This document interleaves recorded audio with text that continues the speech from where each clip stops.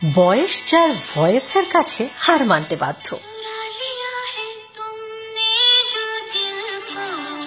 যার গলায় এমন গান শুনে নেশা জাগে মনে, তার প্রথম ন্যাশনাল অ্যাওয়ার্ড গজলের জন্য।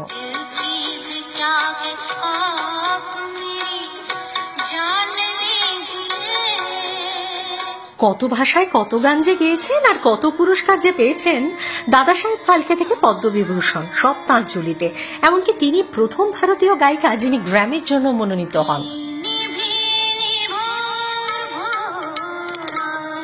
কিন্তু কোনো পুরস্কারের সংখ্যায় কি কোনো কিংবদন্তিকে মাপা যায় নাকি? তিনি যে সারা পৃথিবীর মানুষের মনে সঙ্গীতের সম্রাজ্ঞী।